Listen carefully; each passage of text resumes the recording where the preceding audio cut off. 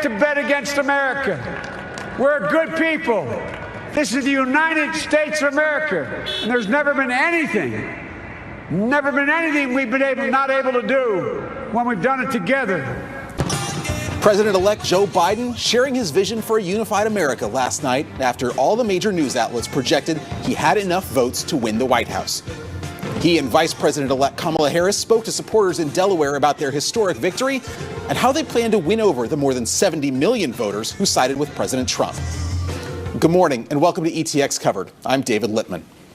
The blue wave that Democrats hoped for and many analysts predicted never came ashore in Texas. Republicans won the vast majority of the state-level races and didn't give up any ground in the state legislature. Joining us now to talk about the results is Alan West, chairman of the Republican Party of Texas. Good morning, and thanks for joining us. It's a pleasure to be with you, David. Thank you for having me. First, from a big picture perspective, was this a successful election for the Republicans in Texas?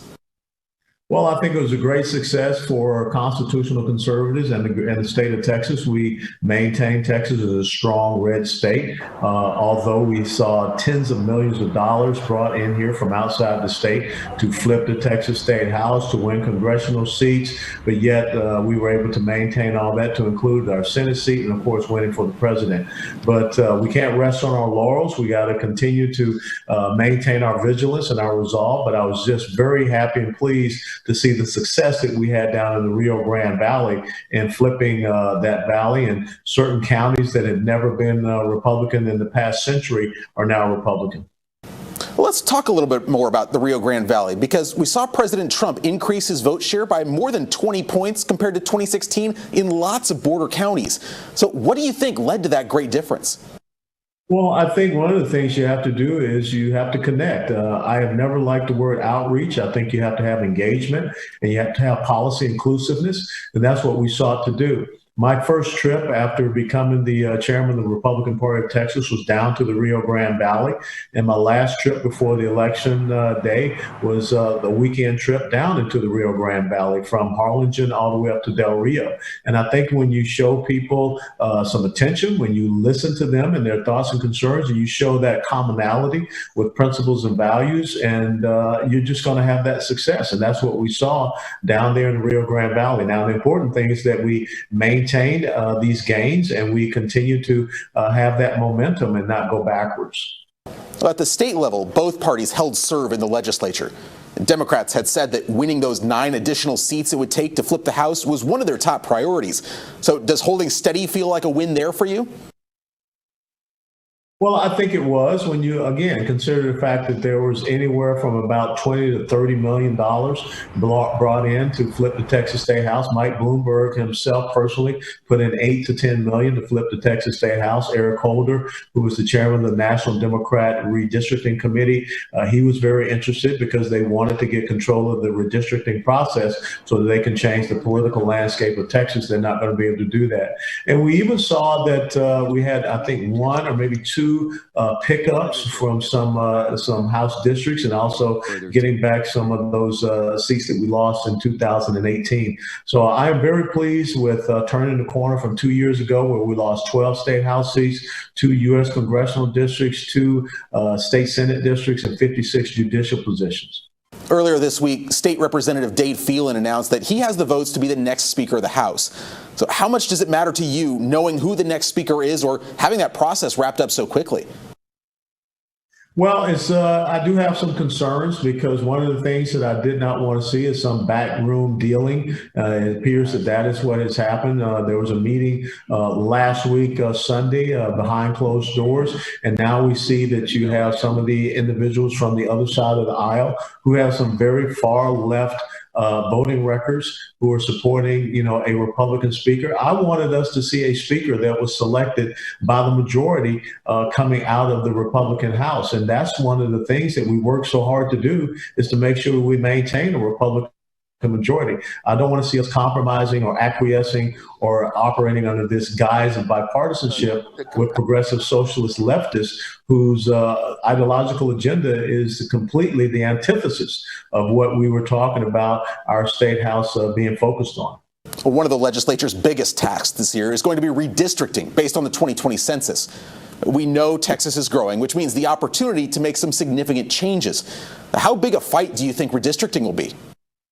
It's going to be a huge issue, and that's one of the talking points, the message points that we use to get people to understand how important the Texas State House was. And so we're looking at anywhere from 2 to 3 new congressional districts coming to Texas. And that's something we have to be prepared for the 2022 election cycle. And that's not too far away. And so that's one of the reasons we have to maintain that momentum, maintain the gains that we have here across Texas. But we also have our Texas legislative priorities. And we want to make sure that a Republican House and Senate in the great state of Texas really does focus on those things that the Republicans here in Texas, the people that enable them to be elected officials, deem important. Have you started working on what the priorities from the party are going to be when the session begins?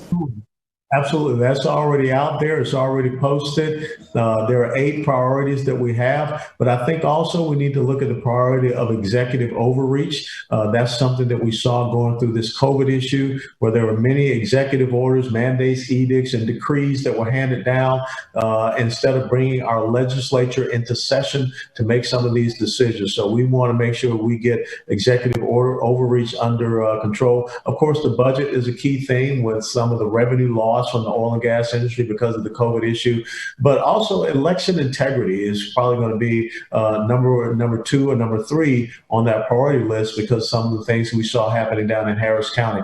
We want people to follow Texas election law and not find loopholes where they can exploit it. Are you talking about the drive-through voting and 24-hour polling locations and things like that? Yeah, absolutely. And I think that that's one of the things you saw the Harris County Clerk, Chris Hollins, who also happens to be an official of the Texas Democrat Party. He was appointed, not elected.